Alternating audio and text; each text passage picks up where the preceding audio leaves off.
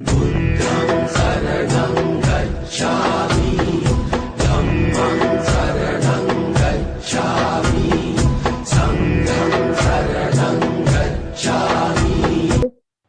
भाइयों तथा बहनों, हम सभी लोग जानते हैं हर महापुरुष जो होता है वो एक मतलब बहुत ही शानदार, यानी जिसको हम लोग कहते हैं ड्रीम, सपना देखा जाता है।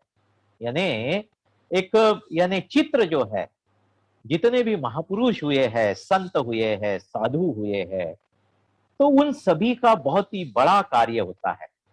और खास करके मुझे याद आता है रानड़े, गांधी और जीना, ये जो बाबा साहब का बहुत ही सुंदर बेहतरीन ऐसा भाषण है, तो उसमें बाबा साहब स्वयं बताते हैं, खास करके वो 101वीं रानड़े की जयंती होती है और 101वीं रानड़े की जयंती के उपलक्ष्य में बाबा साहब को भाषण देने के लिए बुलाया जाता है।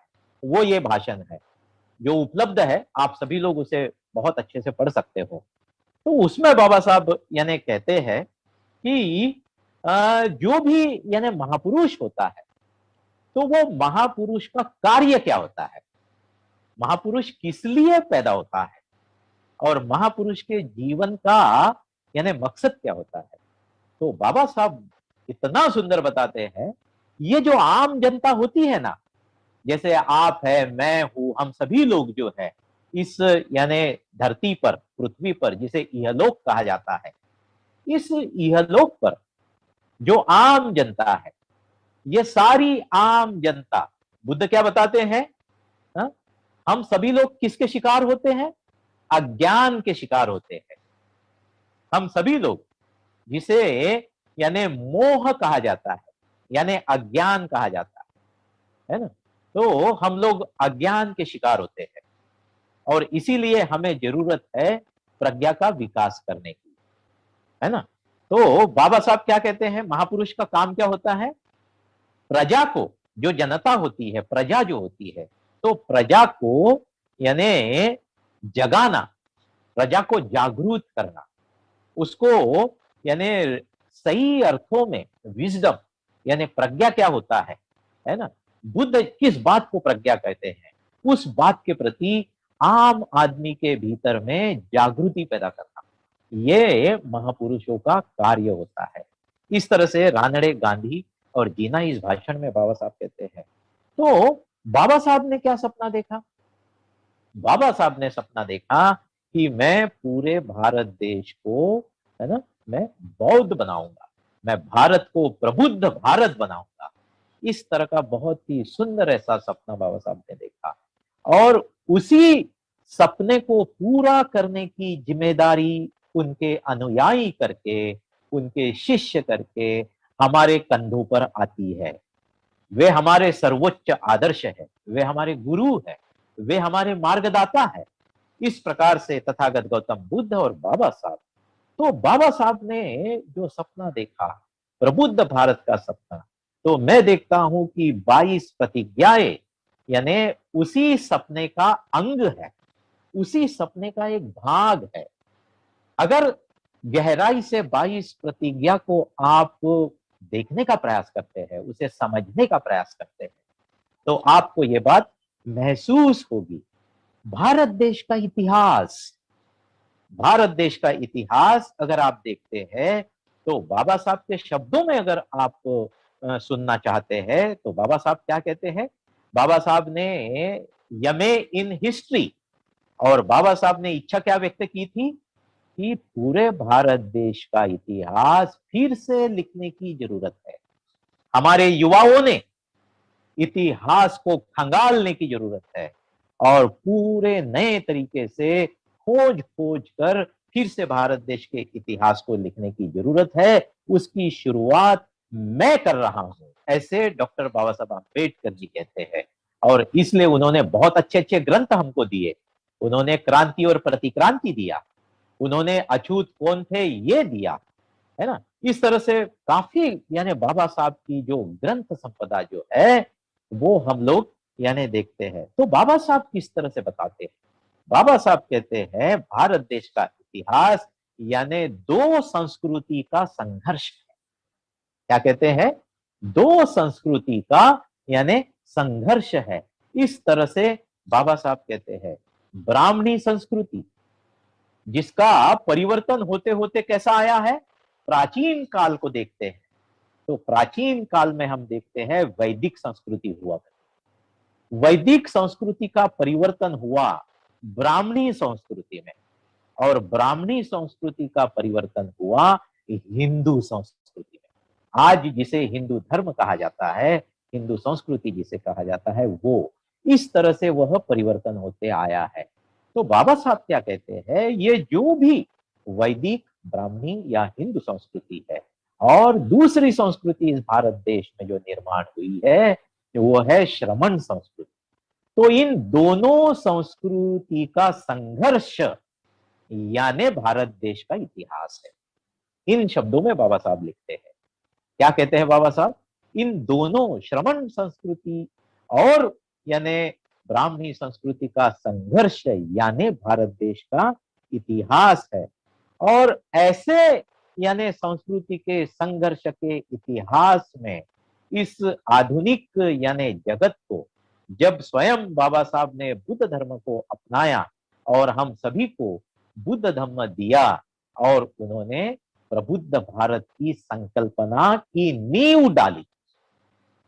कैसे कहता हूं मैं, प्रबुद्ध भारत के संकल्पना की नींव, फाउंडेशन, बीजारोपण बाबा साहब ने नागपुर में दीक्षा भूमि में किया। और उस समय नींव डालते समय उन्होंने उस समय के 5 लाख लोगों को यानी हमारे बुजुर्ग जिनसे हम आए हैं पीढ़ी के यानी दृष्टिकोण से, तो हमारे सारे बुजुर्गों को बाबा साहब ने उस समय बौद्ध धर्म को अपनाते समय 22 प्रतिज्ञाएं दी है। इस तरह से यानी हम यानी पीढ़ी दर पीढ़ी जो बौद्ध धर्म को जीवित रखने की जिम्मेदारी एक प्रकार से हमारे कंधों पर आती है। तथागत गौतम बुद्ध के पास से लेकर महात्मा फुले, संत कबीर, है ना, इन सभी के माध्यम से और स्वयं बाबा साहब के माध्यम से यह परंपरा जो हमारे पास तक पहुंची है, इसको जीवित रखने की जिम्मेदारी भी हमारी बनती है। एक प्रकार से हमारा ये कर्तव्य बनता है। तो इसको आगे बढ़ते समय जैसे कि एक यानी मैं ये बताना चाहता हूं आप सब लोगों को, ये मैं यानी बताना चाहता हूं कि प्रबुद्ध भारत ये मात्र यानी कल्पना ही है ना। आप सब लोग भी इसे अनुभूत होके सोचते हैं, ये मात्र संकल्पना नहीं है या की नहीं जा सकती, ऐसा भी नहीं है, ये किया जा सकता है। भारत को बौद्ध बनाया जा सकता है। उसके लिए जो भी हमें इतिहास गवाह है वो भी देखना चाहिए, है ना। तो दो उदाहरण मैं आपके सामने रखना चाहता हूं। स्वयं तथागत गौतम बुद्ध की शुरुआत की उन्होंने सुपटिपन्नो उपटिपन्नो न्यायपटिपन्नो सामीचिपटिपन्नो, है ना, ये यानी समाज क्या होता है, आदर्श समाज क्या होता है ना, उसकी नींव तथागत गौतम बुद्ध ने डाली और वैसा समाज निर्माण करके दिखाया है। ये निरी मात्र कल्पना नहीं है, ये अस्तित्व में आई हुई इतिहास उसका साक्षी है, ये बात है ना, हम सब लोग जानते हैं। और इसलिए तथागत गौतम बुद्ध ने सबसे पहले वो समाज का नमूना बौद्ध भिक्षु के साथ साथ उस जमाने के जिसे हम लोग हमारी इधर की भाषाओं में उपासक कहते हैं, गृहस्थी जो बुद्ध धर्म का आचरण करने वाले लोग कह सकते हैं, हजारों की तादाद में प्राचीन भारत में बुद्ध धर्म की शिक्षा के द्वारा एक आदर्श समाज निर्माण किया जा सकता है, इसका नमूना पेश किया गया। इतिहास उसका गवाह है। इसलिए हम लोग ऐसा नहीं कह सकते कि यह नामुमकिन है, यह हमारी मूर्खता होगी, यह हमारा अज्ञान होगा जो हम लोग भरोसा नहीं कर पाते हैं या हम लोग यकीन नहीं कर पाते हैं। यह हमारी अपनी संकुचित सोच हो सकती है, लेकिन इतिहास इसका साक्षी है। दूसरा उदाहरण मैं आपको देना चाहूंगा, वह है सम्राट अशोक का बौद्धकालीन भारत। ये दूसरा उदाहरण है। इसी धरती पर सम्राट अशोक ने स्वयं बुद्ध धम्म को अपनाकर बुद्ध धम्म के द्वारा किस प्रकार का समाज निर्माण किया जा सकता है, बुद्ध धम्म की ताकत क्या है, बुद्ध धम्म का सोशल डायमेंशन, बुद्ध धम्म का सामाजिक परिवर्तन करने की ताकत क्या है, इस बात का बेहतरीन एग्जाम्पल, बहुत ही सुंदर ऐसा नमूना ये सम्राट अशोक के द्वारा इसी धरती पर हम लोग यानी ग्रंथों में पढ़ते हैं, उसको हम लोग देखने का, हमारे मन चक्षु के द्वारा समझने का प्रयास करते हैं। तो ये दो उदाहरण हमारे सामने हैं, इसलिए हम ऐसा नहीं कह सकते हैं कि ये नामुमकिन है, यह मुमकिन है। इस प्रकार का आशावाद बाबा साहब में भी था और इसी वजह से बुद्ध धम्म के द्वारा भारतीय समाज में आमूलाग्र परिवर्तन लाया जा सकता है। इस भूमिका के कारण बाबा साहब ने बुद्ध धम्म को अपनाया और हम सभी को यानी बुद्ध धम्म की दीक्षा दी। अब हम लोग ये भी सोचने वाली बात है कि अपने आप तो भारत बौद्ध में नहीं होगा, प्रबुद्ध भारत नहीं बनेगा, तो प्रबुद्ध भारत बनाने के लिए हम सभी को मिलकर कार्य करने की जरूरत, एक्शन। यानी बाबा साहब को जो बुद्ध पसंद था, नागलोक में हमने जो बुद्ध बिठाया है ना, चलता हुआ बुद्ध, क्यों बाबा साहब को पसंद था? बाबा साहब को कृति, एक्शन ये ज्यादा पसंद, इसलिए बुद्ध धम्म को आचरण में लाना, बुद्ध धम्म को जीवित रखने के लिए, जैसे बाबा साहब कहते हैं, यही सच्ची मानव सेवा है। इस प्रकार की भूमिका को अपने आप को समर्पित करना और आचरण करते हुए नए पीढ़ी को निर्माण करते हुए हमने इस यानी धरती से जब हमारी उम्र खत्म हो जाती है तब विदाई लेना, इस प्रकार की भूमिका के लोग अगर पैदा होते हैं, भारी मात्रा में ऐसी यानी लोगों की संख्या या ऐसा समाज निर्माण होता है, तो निश्चित ही आने वाले यानी वर्षों में यानी कुछ समय में, उसे समय लगेगा, हमें कुछ पीढ़ियां गिननी पड़ेगी और जरूर यानी भारत भी यानी बौद्धमय बन सकता है। अभी का वातावरण आप सब लोग जानते हैं, मैं भी जानता हूं, लेकिन इसके बावजूद भी यानी बुद्ध धम्म की सामाजिक परिवर्तन की शक्ति जो है, ताकत जो है, वो भी इतिहास को देखते हुए हमने यानी समझने की जरूरत है। तो इसमें एक बहुत ही सुंदर ऐसी हिंदी के एक बहुत ही अच्छे जिसे कहेंगे कि साहित्यिक है, जिन्होंने हिंदी साहित्य के लेखक है जिनका नाम है जयप्रकाश करदम, और उन्होंने बाबा साहब की इस भूमिका को शब्दबद्ध किया है और बहुत सुंदर तरीके से शब्दबद्ध किया है। वो मैं आपके सामने यानी रखने का यानी प्रयास करता हूं, उनकी परिभाषा। तो जयप्रकाश करदम जी कहते हैं बाबा साहब की 22 प्रतिज्ञा के यानी बाबा साहब का क्या दृष्टिकोण हो सकता है। तो ये करदम जी लिखते हैं, वजह तर्कहीन, असंगत और अवैज्ञानिक विचारों का खंडन करना। कैसे कहा है करदम जी ने? 22 प्रतिज्ञा की भूमिका बाबा साहब की है ना, वजह तर्कहीन, असंगत और अवैज्ञानिक विचारों का खंडन करना और आडंबर, कर्मकांड, रिचुअल एंड कस्टम्स, यानी जो रूढ़ी परंपराएं जो होती है उसको कहा जाता है रूढ़ी, रिचुअल एंड कस्टम, पुरानी परंपराएं, उस यानी पुरानी परंपराओं की श्रद्धा या विश्वास को खत्म करना और मानवतावाद का विकास करना, है ना। कितना सुंदर यानी शब्दबद्ध किया है करदम जी ने। 22 प्रतिज्ञा की भूमिका बाबा साहब ने किस भूमिका से 22 प्रतिज्ञा हम सभी को दी है? वजह तर्कहीन, असंगत और अवैज्ञानिक विचारों का खंडन करना और आडंबर, कर्मकांड, रिचुअल एंड कस्टम, पुरानी परंपराओं की श्रद्धा या विश्वास को खत्म करना और मानवतावाद का विकास करना। इतनी सुंदर 22 प्रतिज्ञा की भूमिका है। इसको हम धीरे धीरे यानी समझने का प्रयास करेंगे। अब इसमें यानी मैं हर समय कहते रहता हूं कि चुनाव आपका है, कौन सी विचारधारा को अपनाना है।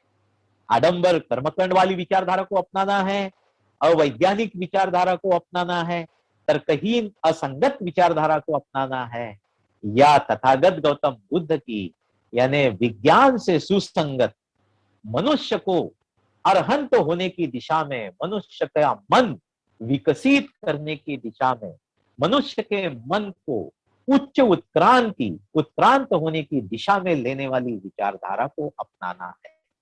ये चॉइस, ये स्वतंत्रता, ये फ्रीडम हम सभी का है, आपका है। तो इसमें एक बात करदम जी और सुंदर और अच्छा लिखते हैं। इसमें बाबा साहब के भूमिका को करदम जी लिखते हैं कि देवी देवताओं का अपमान करना यह बाबा साहब का मकसद नहीं है। क्या कहते हैं करदम जी? देवी देवताओं का अपमान करना यह परम पूज्य डॉक्टर बाबा साहब अम्बेडकर जी का मकसद नहीं है। इस देश के बहुजनों को देखिए, इस देश के बहुजनों को अंधश्रद्धा की मानसिकता से मुक्त करना क्या मकसद है बाबा साहब का? इस देश के बहुजनों को अंधश्रद्धा की मानसिकता से मुक्त करना और सत्य खोजने के लिए प्रोत्साहित करना। हम सभी को बाबा साहब ने 22 प्रतिज्ञाएं क्यों दी?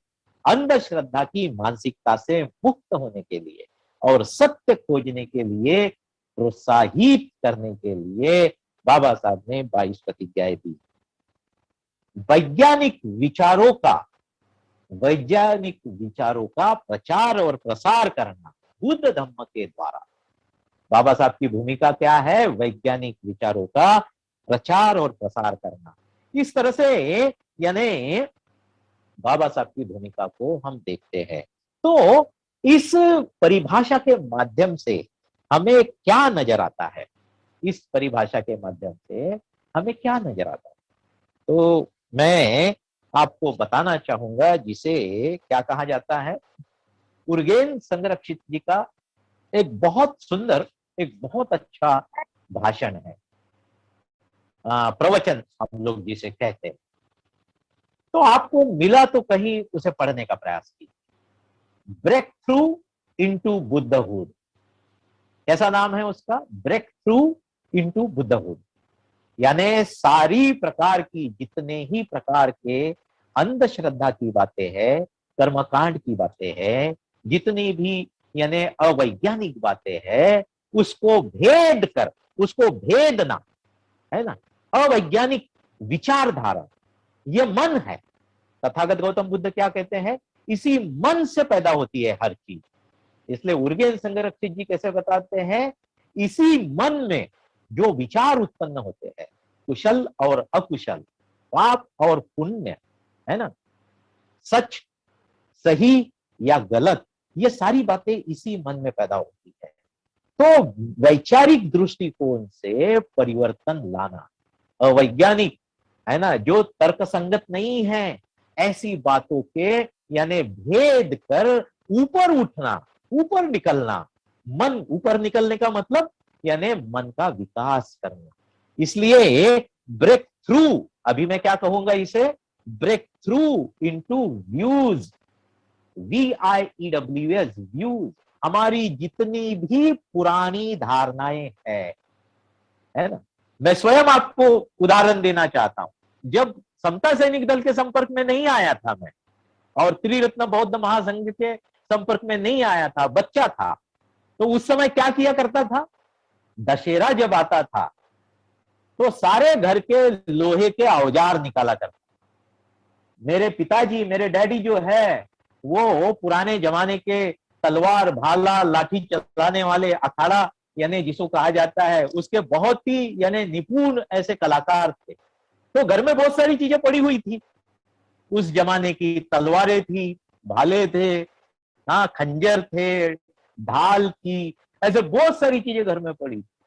तो मैं बचपन में क्या किया करता था, ये अनुकरण करना, अंधानुकरण, बराबर है। इसलिए दशहरा आ गया कि सारी लोहे की चीजें निकालो, उसको यानी पूजा करो, धो के साफ करो उसको, वो जो काला रंग का पाउडर होता है बुक्का वो लगाओ, लाल रंग का पाउडर लगाओ, नीले रंग का पाउडर लगाओ। अभी हम लोग यानी बौद्ध बन गए तो नीले कलर का ज्यादा प्रभाव। इस तरह से क्या होता था, पुरानी परंपराओं को यानी परीक्षण न करते हुए, एग्जामिन न करते हुए मात्र अंधानुकरण करना, व्यूज, रिचुअल्स एंड कस्टम्स, हमारी जो कुछ भी दकियानूसी है ना, असंगत तर्कहीन ऐसे व्यूज है, धारणाएं है ना, उसको यानी ब्रेक थ्रू करना, उसमें से बाहर निकलना। भाइयों तथा बहनों, आज भी हम देखते हैं इस पुरानी धारणाओं का अम्बेडकरी समाज बहुत भारी मात्रा में यानी शिकार है। आज भी ये बातें जीवित है बौद्ध समाज में, अम्बेडकरी समाज। आप यानी लिख के निकाल सकते हैं कौन सी ऐसी पुरानी बातें हैं, आज आप भी उसके शिकार है और उसमें से बाहर निकलने की जरूरत है। तो इसमें एक बहुत सुंदर उदाहरण देना चाहूंगा। जो आपने ये इसको क्या कहेंगे, थ्री इडियट, ये देखा होगा, आमिर खान ने मतलब दिखाया थ्री इडियट, बस बहुत ही सुंदर दिखाया है। वो जो उसमें तीन इडियट में एक इडियट जो होता है ना, तो वो उसके हाथों में अंगूठियां पहनता है, चारों उंगलियों में चार अंगूठियां होती है। हमारे बीच में ऐसे कई लोग होंगे बौद्ध समाज में, अम्बेडकर समाज में, है ना, जो ऐसे अलग अलग प्रकार की अंगूठियां पहनते हैं, है ना। तो वो क्या करता है, यानी आमिर खान ने क्या दिखाया, break through into rituals and customs, या तर्कहीन या जो भी असंगत ऐसी विचार या धारणाएं जो है ना, तो उसने आमिर खान ने दिखाया कि वो चारों के चारों निकाल के वो बेसिन में जहां थूकते हैं हम लोग, जहां मूद होते हैं हम लोग, है ना, जहां कूड़ा करकट डालते हैं हम लोग, तो ऐसे वो बेसिन में यानी जो चीजें काम की नहीं है फेंक देते हैं। ऐसी जगह वो थ्री इडियट में से एक इडियट जो है वो अपनी चारों अंगूठियां निकाल के फेंक देता है और बाद में इंटरव्यू देने जाता है और आत्मविश्वास के साथ में, फुल कॉन्फिडेंस के यानी साथ में वो वहां पहुंचता है और बोर्ड उसको पूछता है, ये टांगे कैसी टूट गई आपकी, वो व्हील चेयर पे बैठता है, तो पूरे आत्मविश्वास के साथ में बताता है कि गलती से मैंने हमारे जो कॉलेज के जो यानी प्राचार्य थे, प्रिंसिपल थे, उनके दरवाजे के सामने सूसू कर दिया और फिर घबराहट में भाग निकला, ऊपर से कूदा और मेरे दोनों पांव टूट गए। शर्मिंदगी महसूस नहीं करता, वो लज्जास्पद महसूस नहीं करता है, कॉन्फिडेंस के साथ में, आत्मविश्वास के साथ में उसने वो चारों उंगलियां अंगूठियां जो है वो निकाल के फेंक दी। उसके भीतर का जो आत्मविश्वास है वो जवाब दे रहा है, सच्चाई को छुपाया नहीं उसने। और यही वजह है कि वो बोर्ड उसे क्या करता है, भाई साहब हमारी कंपनी के लिए आपके जैसे यानी कॉन्फिडेंट लोगों की जरूरत है, आपके जैसे सक्षम यानी लोगों की जरूरत है, ऐसा बोर्ड करता है और उसको वापस जाते समय बुला लेता है और उसको अपॉइंटमेंट लेटर देते हैं। इस प्रकार का ये किस्सा है। तो यहां इसी प्रकार की भूमिका जो तर्कहीन है, जो काम के नहीं है, जैसे उसने चारों अंगूठियां उंगली से निकाल के बेसिन में फेंक दी है, इसी प्रकार की यहां यानी बाबा साहब की भूमिका जो है हमें दिखाई देती है। और इसी को मैं आगे आपके सामने रखना चाहूंगा। बुद्ध और उनका धम्म, इस ग्रंथ में बाबा साहब क्या कहते हैं, तो बाबा साहब कहते हैं कि यानी भूमिका समझना बहुत जरूरी है ना, प्रतिज्ञा के पीछे का मकसद क्या है यह समझना जरूरी है। मात्र प्रतिज्ञा पढ़ लिए और कहानियां सुन लिए उससे काम नहीं बनने वाला। इसलिए बाबा साहब की दृष्टि को समझना बहुत जरूरी है। तो बुद्ध और उनका धम्म, इस ग्रंथ में बाबा साहब लिखते हैं बुद्ध का विषाद योग। कैसा लिखते हैं? बुद्ध का विषाद योग। और इस विषाद योग में ये प्रतिज्ञा की भूमिका बाबा साहब लिखते हैं। ये प्रतिज्ञा के पीछे का मकसद क्या है, कौन सी बाबा साहब की वो यानी दूरदृष्टि रही है प्रबुद्ध भारत निर्माण करने के लिए, वो इस विषाद योग के यानी चैप्टर में, इस प्रकरण में बाबा साहब लिखते हैं। किस प्रकार से लिखते हैं बाबा साहब? तो हम लोग देखते हैं कि ईश्वर और यानी आत्मा की गुत्थी है ये। क्या बताया उन्होंने? बुद्ध का विषाद योग में पहले पहले उसमें बाबा साहब लिखते हैं कि भाई यानी एक्चुअल में, सही अर्थों में धर्म का कार्य क्या है। ये सारे जो धर्म नाम से बताए गए हैं, यानी हिंदू धर्म है, बौद्ध धर्म है, सिख धर्म है, ईसाई धर्म है, इस्लाम धर्म है, तो इसमें कार्य क्या है धर्म का? तो बाबा साहब लिखते हैं बौद्ध धर्म को छोड़ दिया जाए, बौद्ध धर्म को अलग रख दिया जाए, जिसे हम धम्म कहते हैं। तो धम्म को अलग रख दिया जाए तो बाकी सारे जो यानी रिलीजन धर्म की संकल्पना में बैठते हैं, उसका केंद्र बिंदु कौन है? तो ईश्वर उसका केंद्र बिंदु है ना। तो स्वर्ग में प्रवेश प्राप्त करना, उसका प्रशिक्षण देना, ये यानी धर्म यानी रिलीजन इन शास्त्रों का यानी केंद्र बिंदु है। स्वर्ग प्राप्ति और स्वर्ग प्राप्ति के लिए प्रशिक्षण देना। और इसलिए बाबा साहब क्या कहते हैं? ये हमारा विषय नहीं है। ईश्वर, ये सारी 1 से लेकर तो 8 प्रतिज्ञाएं, आप देखिए उसमें सब्जेक्ट क्या है, व्हाट इज द सब्जेक्ट, है ना। ये 1 से लेकर 8 प्रतिज्ञाओं के विषय क्या है, सब्जेक्ट क्या है? ईश्वर, आत्मा, है ना, अवतार और कर्मकांड। ये 4 सब्जेक्ट है उसमें, 1 से लेके 8 प्रतिज्ञा के भीतर। ईश्वर, उसके बाद में अवतार, और उसके बाद में आत्मा, और उसके बाद में कर्मकांड। इस प्रकार के 4 विषय को लेकर बाबा साहब ने यानी प्रतिज्ञाओं की रचना की है। भले ही 33 करोड़ है ना, लेकिन 33 करोड़ में यानी सबसे ज्यादा प्रभावशाली कौन है, और इतिहास को देखते हुए आज यानी किसका प्रभाव चल रहा है, उसको ध्यान में लेते हुए बाबा साहब ने उस प्रकार की रचना की।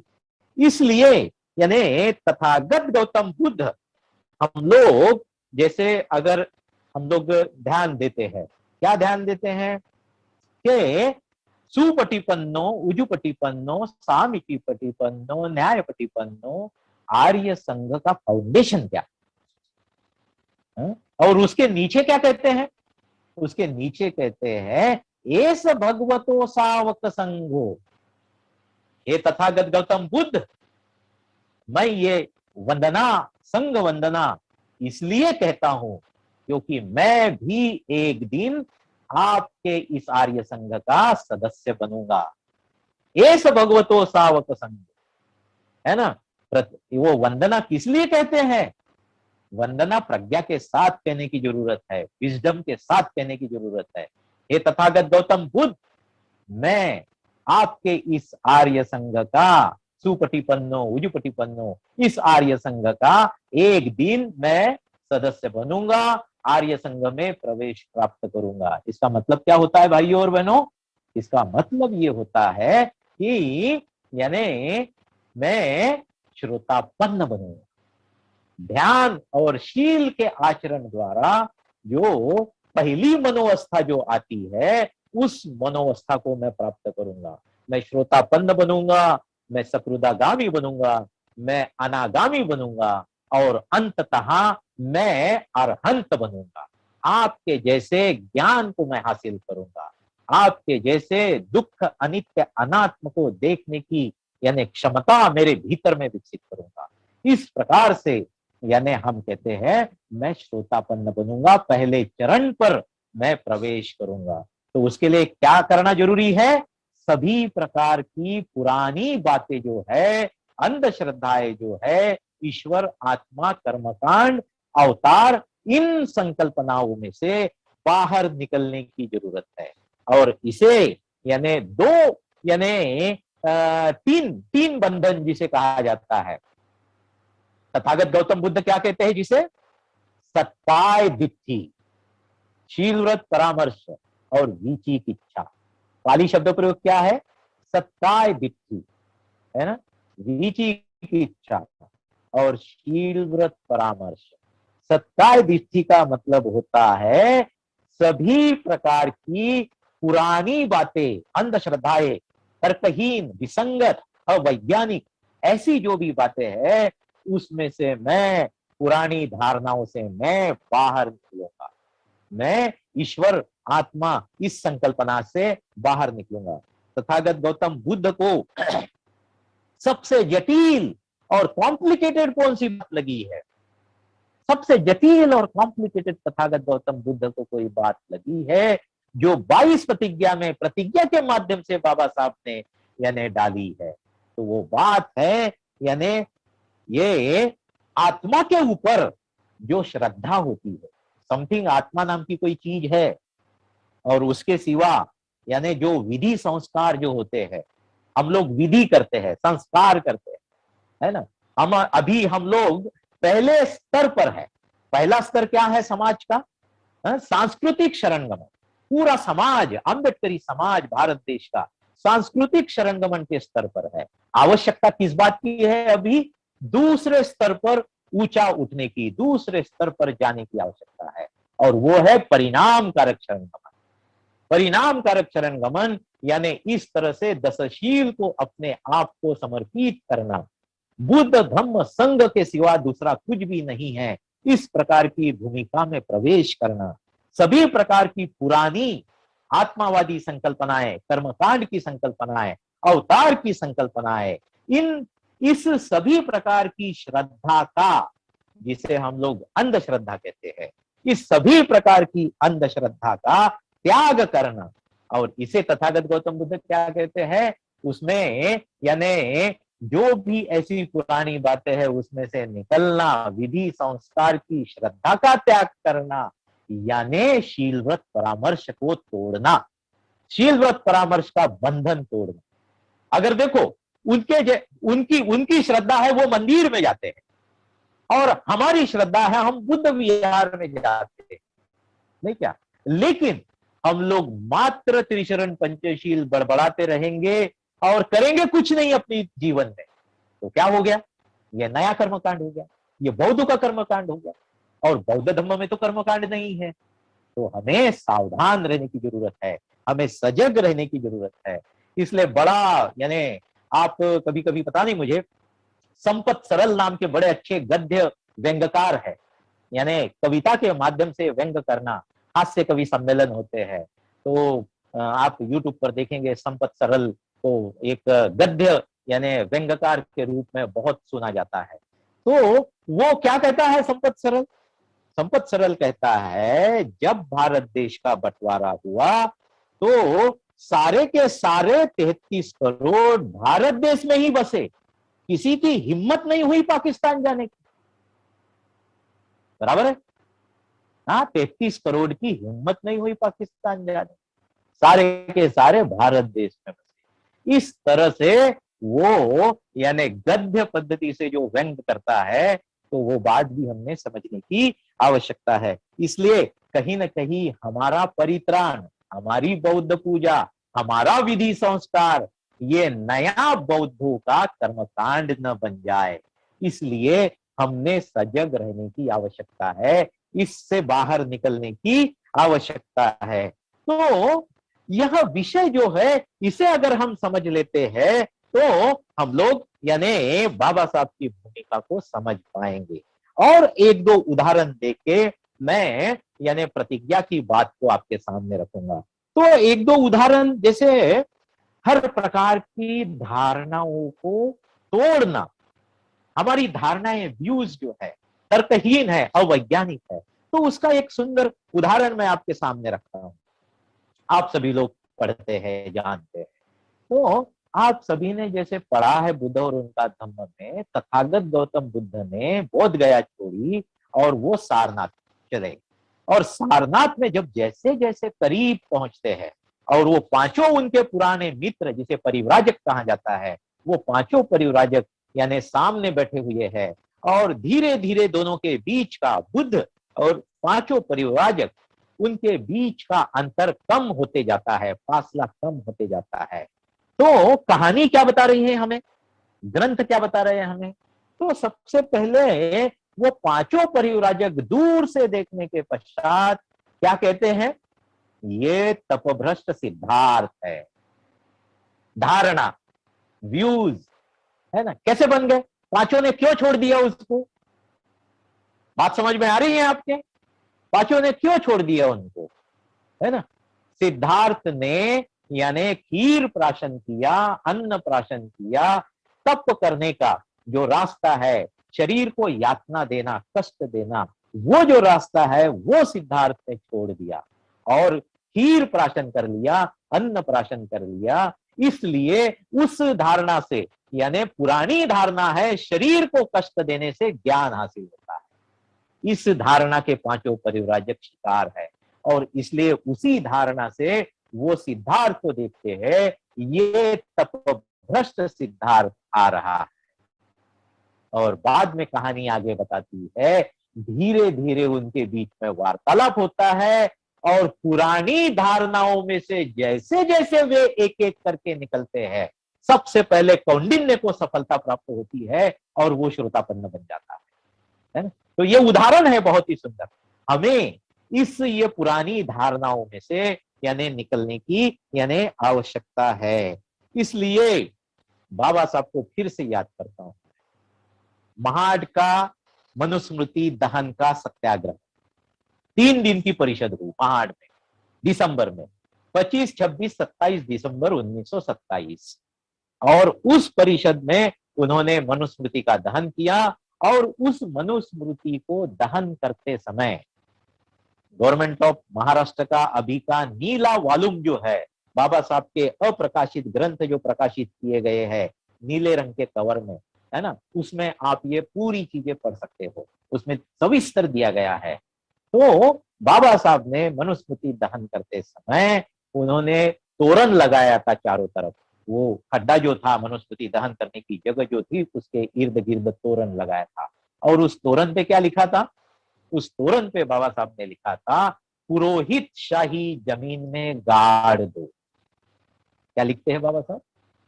पुरोहित शाही जमीन में गाड़ दो। हमारा शीलव्रत परामर्श ये पुरोहित को जन्म देता है। हमारे विधि संस्कार की आदतें ये पुरोहित शाही को जन्म देता है। बौद्ध धर्म में हम अगर सजग नहीं रहे, सावधान नहीं रहे, तो हमारे बीच में भी विधि संस्कार करने वाले लोग पुरोहित बन जाएंगे और बौद्ध धर्म का बहुत भारी नुकसान होगा। और इसलिए बाबा साहब ने यानी वो बात कही। इस प्रतिज्ञा में हम वो देखते हैं, जैसे कि प्रतिज्ञा में आपको यानी पढ़कर सुनाता हूं, मैं गौरी, गणपति इत्यादि हिंदू धर्म के किसी देवी देवताओं को नहीं मानूंगा, नहीं उनकी उपासना करूंगा। यानी विषय क्या है इसमें? विषय यानी इसमें यह है कि कोई भी देवी देवता, है ना। अब यहां यानी जो खास करके शब्द प्रयोग बाबा साहब ने यानी किए हैं, मैं गौरी, गणपति इत्यादि हिंदू धर्म की यानी किसी भी देवी देवताओं को यानी नहीं मानूंगा और उनकी उपासना नहीं करूंगा। तो बाबा साहब 22 प्रतिज्ञा के बारे में यानी रचना करते समय, उनकी भूमिका व्यक्त करते समय क्या लिखते हैं कि ये गौरी का नाम क्यों आता है ना, अन्य लोगों का नाम क्यों नहीं आता है? जैसे काली है, जैसे दुर्गा है ना, पार्वती है। तो यानी इसमें ये जो शिव जो हुआ करता था, तो ये शिव की यानी बीवियां थी, जिसका पार्वती भी नाम है, जिसका काली भी नाम है, जिसका दुर्गा भी नाम।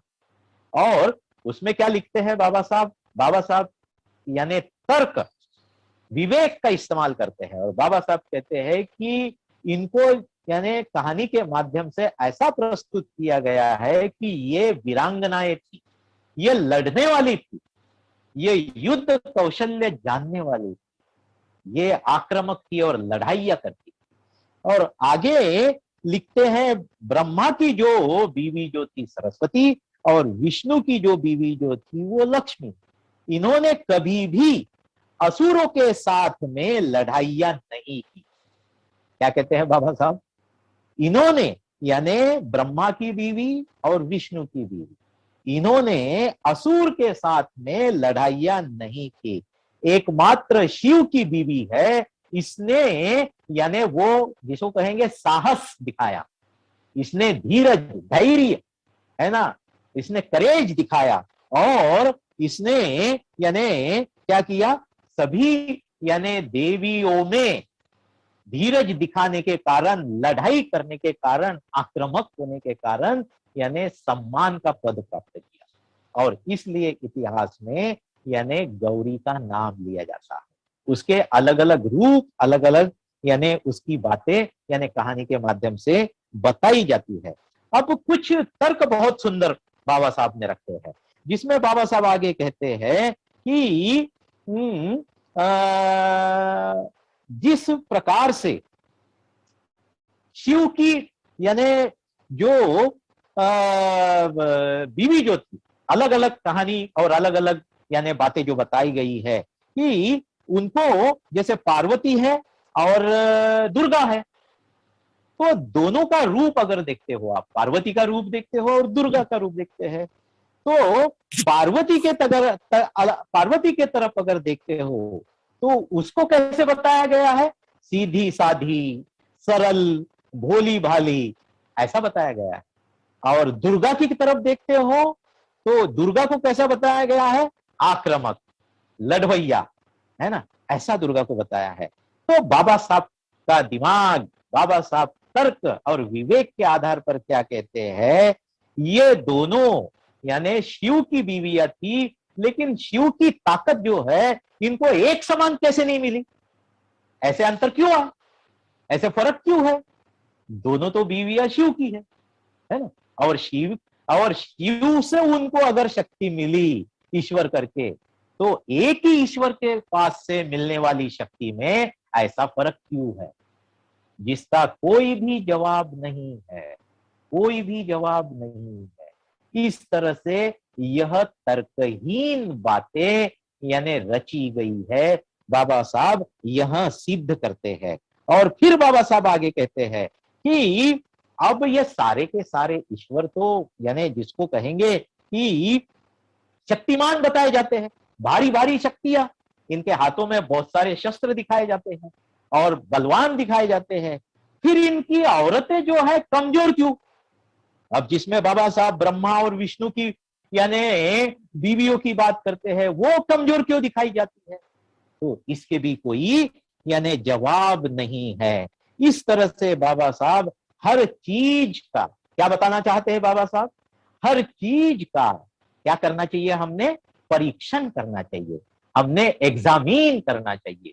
इसलिए बाबा साहब ने भूमिका कालाम सूत्र की ली है, जो तथागत गौतम बुद्ध से आता है, जो तथागत गौतम बुद्ध कालामों को बताते हैं कि भाई साहब कभी भी यानी किसी भी चीज को स्वीकार करना है तो अपनी बुद्धि से परखो।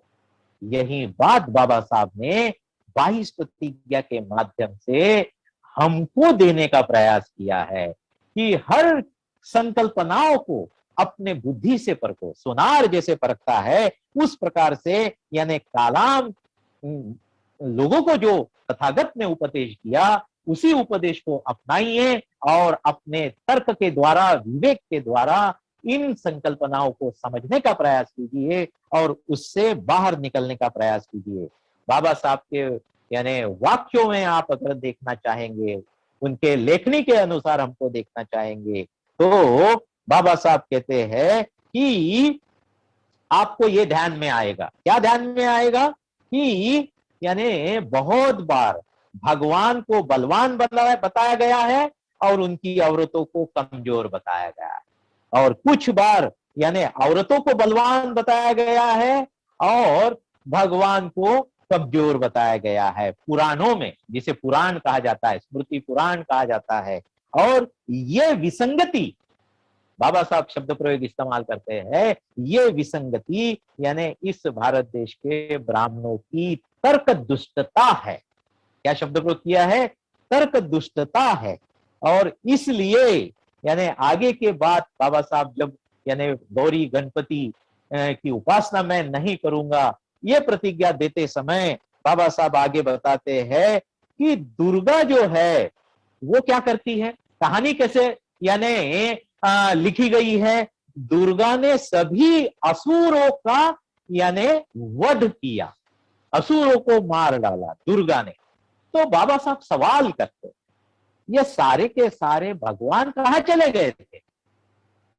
क्या कहते हैं बाबा साहब? तर्क कहते हैं, अरे महिला दुर्गा जब असुरों का वध कर रही है तो सारे के सारे भगवान कहां चले गए थे? तो बाबा साहब लिखते हैं, लिखते समय यानी ब्राह्मणों को यानी जिसको कहेंगे यानी भान, मराठीमध्ये म्हणतो ना आपण भान न रहने, इस तरह की बात बाबा साहब कहते हैं। उनको यह भी पता नहीं चला और मनगढ़ंत कहानियां उन्होंने यानी रची, कभी यानी भगवान की प्रशंसा की तो कभी उनको कमजोर बताया तो कभी उनको बलवान बताया। इस तरह से यानी पुराण कालीन यानी पुराणों में जो लिखा गया है, पुराण कालीन अगर भगवान को देखते हैं तो बाबा साहब कहते हैं कि वो स्वयं की रक्षा भी नहीं कर सकते थे। तो क्या करते थे वो? फिर अपनी रक्षा करने के लिए औरतों को बुलाया करते थे। मार्कंडेय पुराण का बाबा साहब जिक्र करते हैं और उसमें उन्होंने सारे भगवान को एक प्रकार से यानी नामर्द कर दिया, ऐसा बाबा साहब लिखते हैं। और इसमें असुरों का राजा महिष जो है, उन्होंने सभी भगवान को युद्ध में पराजित कर दिया और तब ये सारे भगवान पृथ्वी पर आते हैं और भीख मांगते हैं कि हमें बचाओ। और ऐसे में यानी वो इंद्र जो है उन सभी भगवान को ब्रह्मा के तरफ ले जाता है, उसे कोई मदद नहीं होती। फिर शिव के तरफ ले जाता है, उसे कोई मदद नहीं होती।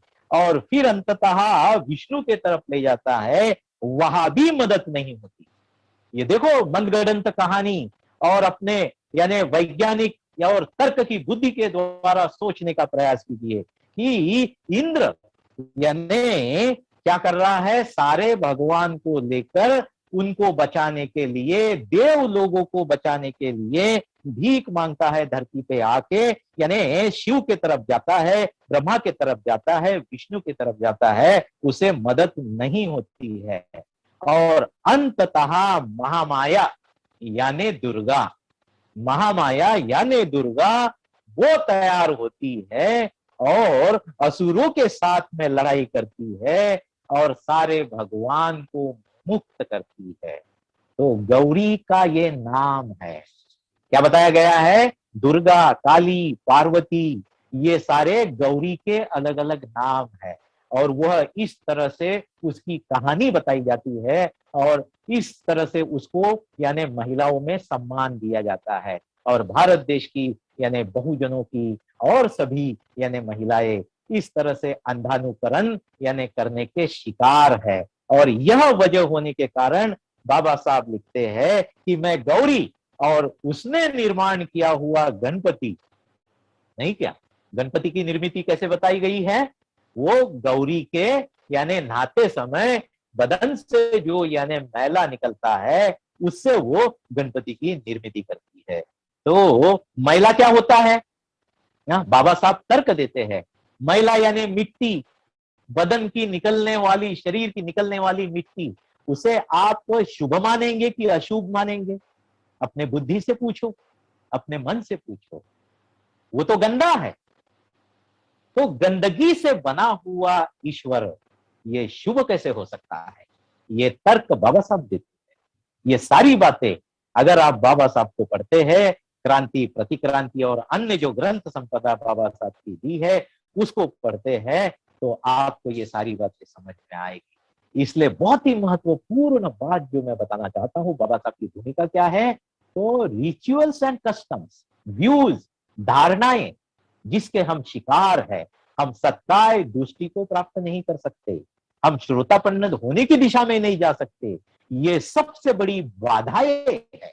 शील व्रत परामर्श, इन लोगों की उपासना करना, विधि संस्कार को अपनाना, उसी को धर्म मानना, उसी को आचरण में लाना और उसके सिवा दूसरा कुछ नहीं है ऐसा मानना, इस प्रकार की धारणाओं में से अगर हम बाहर निकलते हैं तो तब जाके हम सही अर्थों में यानी बुद्ध धम्म के दृष्टिकोण से, बुद्ध के दृष्टिकोण से उच्च उत्क्रांति के दिशा में हम लोग आगे बढ़ सकते हैं और श्रोतापन्न होने की दिशा में हम लोग आगे बढ़ सकते हैं। तो मुझे लगता है भाइयों तथा बहनों, आज के इस यानी दूसरे पुष्प में आज की ये तीसरी प्रतिज्ञा के प्रति जो मुझे बाबा साहब के दृष्टिकोण से मैं रखना चाहता था उतना पर्याप्त है। आप सभी ने मुझे शांति से सुन लिया, इसलिए आप सभी का धन्यवाद देता हूं और यहीं रुकना चाहता हूं। जय भीम, नमो बुद्धाय। अगली प्रतिज्ञा जो है इसी तरह से आगे आगे जितना 1, 2, 3 प्रवचनों में यानी प्रयास करूंगा आप सभी के सामने रखने के लिए। तो बने रहिए प्रवचनों के लिए, यहीं रुकना चाहूंगा। जय भीम, नमो बुद्धाय।